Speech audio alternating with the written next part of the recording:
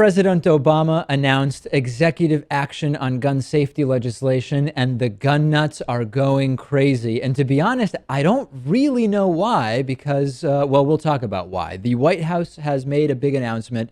They have figured out all of the legal options available for President Obama to take unilateral executive action on gun safety legislation, and they've come up with a few different areas, and we're going to take a look at those now. First and foremost is that of requiring background checks for people buying weapons through trusts, corporations, etc. And what a lot of this has to do with is the idea that if there are certain times where you can buy a gun and avoid a background check. This often known as the gun show loophole. This also includes a few other ways in which the individual who will ultimately have the gun and be using it can avoid having a background check. We also have seen in this release from the White House that the ATF will be expanded. Money for new agents is going to be provided.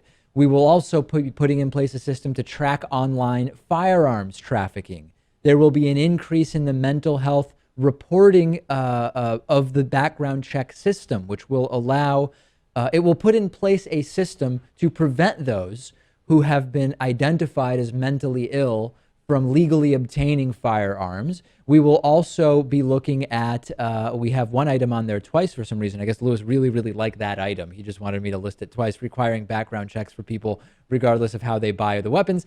And lastly, looking at future gun safety technology, the federal government wants to be kept apprised, Lewis, of developments with smart guns, for example, and new technologies, which then could potentially be mandatory with regard to new guns produced beyond a certain period in time.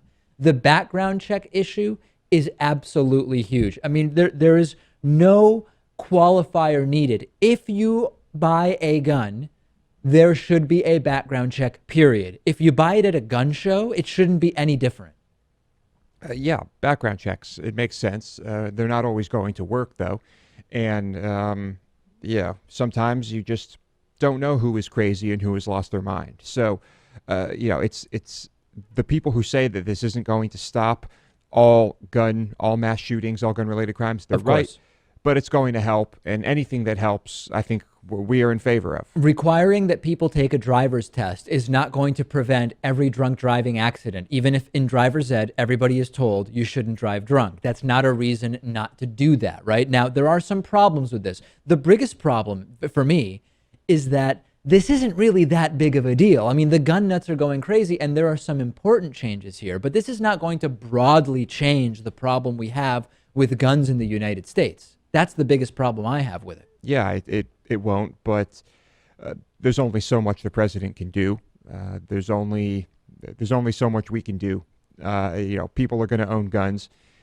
There are going to be tons of guns unaccounted for. Right. And it's going to be a problem for decades and decades, and maybe longer. And in looking at some of the specifics, the reduction of barriers, making it easier for mental health professionals to communicate to the federal government that a particular individual is probably not in a mental state where they should own a gun, that to me is potentially problematic, because while it absolutely needs to happen, it also is an incentive for people not to seek mental health help, right? That if you think, oh, I am having some problems and I really should be talking to someone, but if I do, they might communicate to the federal government that I should not have a firearm. Now I am going to avoid getting mental health services, and that could really be a problem. It could be. I think that if someone is going to avoid it for that reason, they're probably someone who's going to avoid it anyway. But I think we're only talking about a small amount of cases with regard to that. The bigger number of cases comes in people who just hear that President Obama is taking executive action and they go out and buy guns in a panic. CNN did a report this morning, which I watched. They went to a gun show. People just, to quote Lewis, fervently, I know it's not a real word. Every time I say it, people email me. People fervently buying guns because they say, oh, Obama's going to take our guns. And the most notable thing about this entire executive action is it does not do any taking of guns. And I think that that's an important fact that a lot of these gun nuts are missing. Maybe, but I think according to some of these nuts, even if you are mentally ill, it's still your constitutional right to buy a gun, right? Yes, no question. There are some people who believe that. There should be strict gun safety rules. They should apply to everyone, myself included. If I want a gun, first, I should have a background check. Then I should have a meeting with a properly trained official to discuss why I want the gun, which can also serve as an opportunity for an official to sort of suss out whether I might be off my rocker, so to speak. Once I pass that, I would be allowed to buy gun insurance. Every gun owner should have to have insurance for the guns that they own.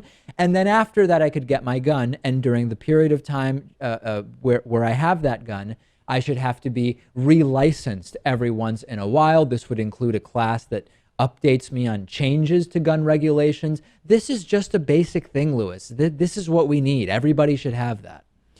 Yeah, but Dave, you're making life complicated for a lot of people, right? And that's the argument. But there's a gun crime epidemic in this country. There is. And some people think that as long as they have a gun, they won't be affected by it.